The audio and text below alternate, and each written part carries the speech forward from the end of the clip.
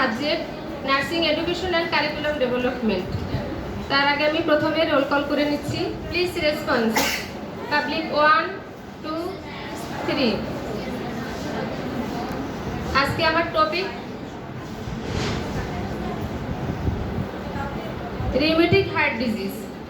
Rheumatic heart disease সম্পর্কে কি কারো কোনো ধারণা আছে? আছে।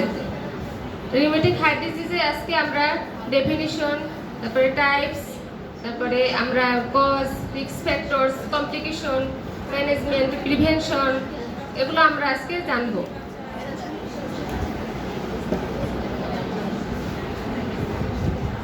প্রথমে ইন্ট্রোডাকশন। রিউমেটিক হার্ট ডিজিজটা কি? রিউমেটিক হার্ট ডিজিজটা একটা হচ্ছে বাতজ্বরজনিত হৃদরোগ। Rheumatic heart disease is a condition in which the heart valves have been permanently damaged by rheumatic fever.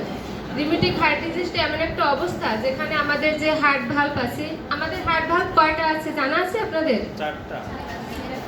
হ্যাঁ, আমাদের 4টা হার্ট ভালভ আছে। সেই হার্ট ভালভ একদম পার্মানেন্ট ভাবে ড্যামেজ হয়ে যায় রিউমেটিক ফিভারের জন্য। তাহলে রিউমেটিক ফিভারটা কি সেটা আমরা জেনে নিই। Rheumatic fever is a diffuse inflammatory disease characterized by a delayed response to an infection by group A beta hemolytic streptococci in the tonsil-pharyngeal area affecting the heart, joints, central nervous system, skin and subcutaneous tissue. Rheumatic feverটা এমন একটা অবস্থা যেটা হচ্ছে বিলম্বিত প্রতিক্রিয়ার মাধ্যমে আমরা সেটা বুঝতে পারি, এবং এটা হচ্ছে গ্রুপ এ বিটা হেমোলাইটিক স্ট্রেপ্টোকক্কাই, যেটা আমাদের গ্রাম পজিটিভ ব্যাকটেরিয়া, সেটা আমাদের টনসিল ফ্যারিঞ্জিয়াল এরিয়ায় এফেক্ট করে এবং আমাদের যে কানেকটিভ টিস্যু আছে, আমাদের হার্ট, তারপরে আমাদের ব্রেন, জয়েন্ট, এগুলো এফেক্ট করে। এবং সাধারণত আমাদের ধারণা করা হয় যে 40 থেকে 60% পেশেন্ট যাদের একুইট রিউমেটিক ফিভার আক্রান্ত হয় তারাই সাধারণত রিউমেটিক হার্ট ডিজিজে আক্রান্ত হয়ে থাকে। আমরা ছবিতে দেখতে পাচ্ছি এই যে গ্রাম পজিটিভ স্ট্রেপ্টোকক্কাইটিস ব্যাকটেরিয়া, এটা স্ট্রিপ থ্রোট মানে গলার ইনফেকশন, তারপরে রিউমেটিক ফিভার। রিউমেটিক হওয়ার পরে যদি এটা আনট্রিটেড থাকে সেই ক্ষেত্রে আমাদের হার্ট ভালভ ড্যামেজ হয়ে যেতে পারে। Definition of rheumatic heart disease. Rheumatic heart disease is a chronic condition resulting from rheumatic fever which involves all the layers of the heart. Example, pericarditis and is characterized by scarring and deformity of the heart valves. Rheumatic heart disease একটা দীর্ঘস্থায়ী অবস্থা যেখানে আমাদের যে হার্টের layer আছে, আমাদের হার্টের 3টা লেয়ার আছে, সেই 3টা লেয়ারকে এফেক্ট করে এবং এটা সাধারণত মানে কোনো ক্ষত, তারপরে কোনো বিকলাঙ্গতা, কোনো দাগ, এগুলো তৈরি হতে পারে আমাদের হার্ট ভালভে। আর the commonest valves affecting are the mitral and aortic in that order, however all 4 valves can be affected. আমাদের সাধারণত মাইট্রাল এবং অ্যাওর্টিক ভালভে বেশি এফেক্টেড হয়, কিন্তু তার ভিতরে আবার দেখা যায় যে 4টা ভালভেই এফেক্ট হতে পারে। যে রিউমেটিক হার্ট ডিজিজটা দেখা যায় আমাদের যে স্কারলেট ফিভার এবং শর্ট থ্রোট হয়ে থাকে। স্কারলেট ফিভারটা হচ্ছে এমন একটা যে এটা আরক্ত জ্বর, এটা সাধারণত কারো চোখ লাল হয়ে যাবে, তারপরে ফুসকুড়ি উঠবে, তারপরে গলা ব্যথা থাকবে, গলার স্বর ভেঙে যাবে, এ ধরনের সমস্যা হবে। এবার আমরা জানবো types of rheumatic heart disease. Valvular heart disease, pericarditis, endocarditis, heart block. Valvular heart ডিজিজটা হচ্ছে আমাদের যে 4টা হার্ট ভালভ আছে যে কোনো একটা ভালভে ড্যামেজ হতে পারে। তারপরে পেরিকার্ডাইটিস। পেরিকার্ডাইটিসটা হচ্ছে আমাদের যে হার্ট ভালভ আছে তার যে লেয়ার, সেই লেয়ারের যে বাহিরের যে আউটার স্যাক, সেটা হচ্ছে আমাদের পেরিকার্ডিয়াম, এবং সেই পেরিকার্ডিয়ামটা যখন ইনফ্লামেশন এবং ইরিটেশন হয়, সুইলিং হয়, তখন হচ্ছে এটা পেরিকার্ডাইটিস হয়। আর এন্ডোকার্ডাইটিস হচ্ছে inner lining of the heart. এক্ষেত্রে দেখা যায় যে ফ্যাটাল ইনফেকশন বা ব্যাকটেরিয়াটা সাধারণত ব্লাড ভেসেলের মাধ্যমে আমাদের হার্টে এটা চলাফেরা করে। হার্ট ব্লকটা সাধারণত আমাদের 90%ই হয় কোলেস্টেরল থাকার কারণে। কোলেস্টেরল থাকার কারণে দেখা যায় আমাদের হার্টটা ব্লক হয়ে যায় এবং আমাদের হার্টবিটটা কম হয়ে যায়। Causes of rheumatic heart disease. কি কারণ হতে পারে রিউমেটিক হার্ট ডিজিজের? স্ট্রেপ্টোকক্কাস পায়োজেন।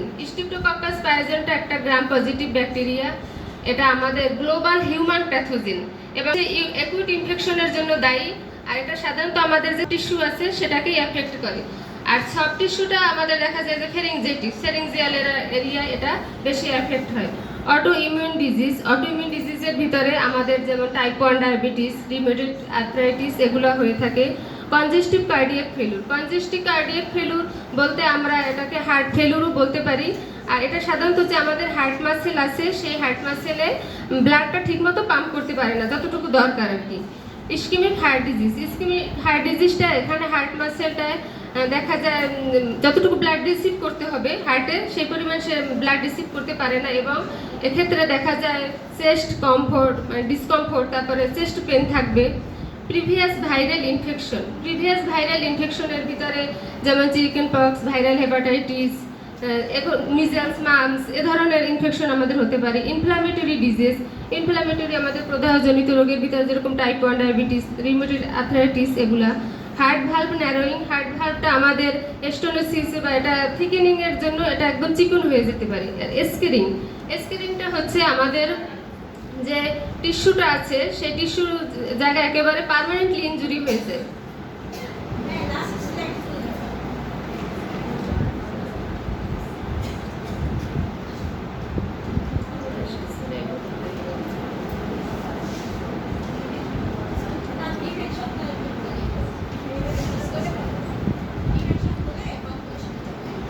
প্রিভেনশন, প্রতিরোধ এবং নিয়ন্ত্রণ, এটাকে যদি আমরা প্রতিরোধে নিয়ন্ত্রণ করতে পারি তাহলে দেখা যাবে যে আমরা এই ডিজিজ থেকে মুক্তি পেতে পারি।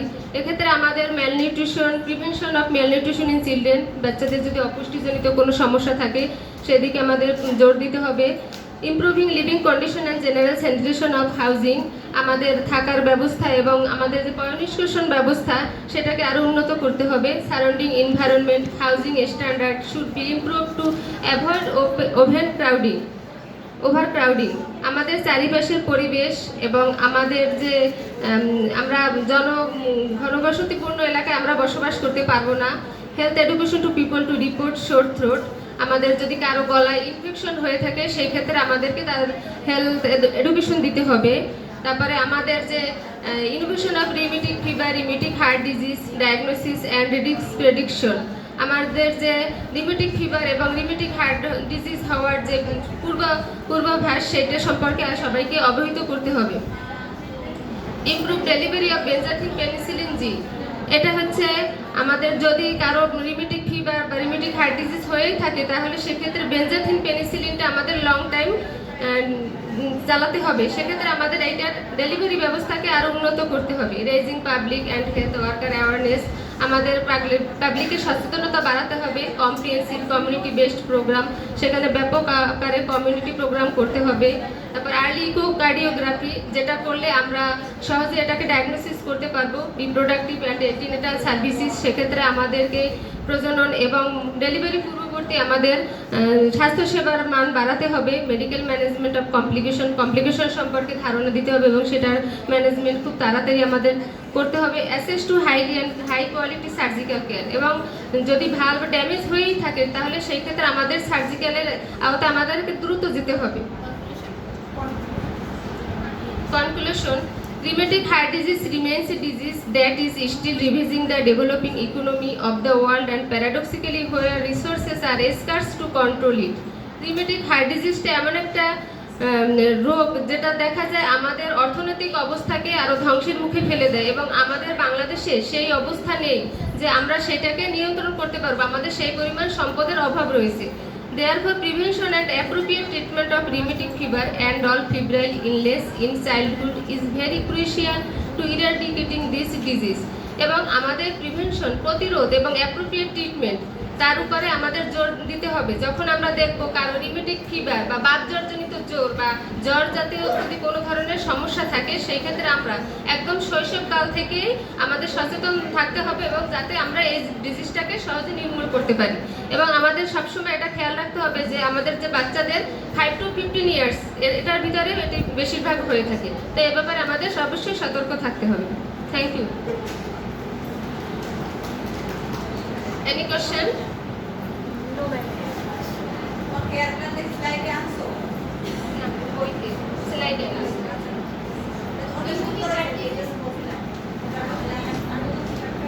Any question? Rheumatic heart disease হলে হার্টের কোন ভালভগুলো সবচেয়ে বেশি এফেক্টেড হয় বা আগে? থ্যাংক ইউ সুন্দর প্রশ্নের জন্য। আমাদের রিউমেটিক হার্ট ডিজিজটা হলে সাধারণত মাইট্রাল এবং এওরটিক ভালভ দুটোই বেশি এফেক্টেড হয়, কারণ কেননা এই দুইটা ভালভেই আমাদের মেন এওরটা যেরকম আর্টারি, এটা হচ্ছে আমাদের ব্লাড ফ্লোটাকে কন্ট্রোল করি, এই দুটোই বেশি এফেক্ট হয়। Thank you. ম্যাডাম একটা প্রশ্ন ছিল। আচ্ছা, ম্যাডাম আপনি বলছেন যে লং টার্ম যদি স্ট্রেপ্টোকক্কাল ভাইরাস দ্বারা জ্বর থাকে তাহলে আপনার রিউমেটিক ফিভার হয়। লং টার্ম বলতে আমরা কতদিন বা কত বছরকে বুঝাইছি এটা জানতে চাচ্ছি।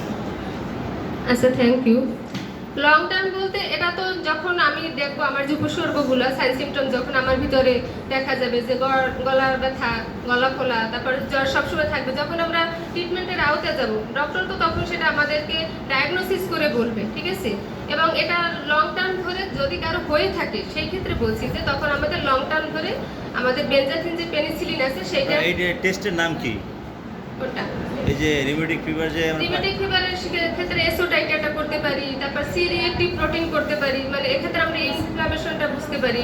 এসোটাইটার করে আমরা অ্যান্টিবডিজ কেমন আছে সেই মার্কারটা করতে পারি। জি ম্যাডাম। এটা সাধারণত ইমিউন রেসপন্স, ঠিক আছে। ইমিউন রেসপন্সের অভাবে কিন্তু এটা তখন শরীরে আমাদের প্রকাশ পাবে।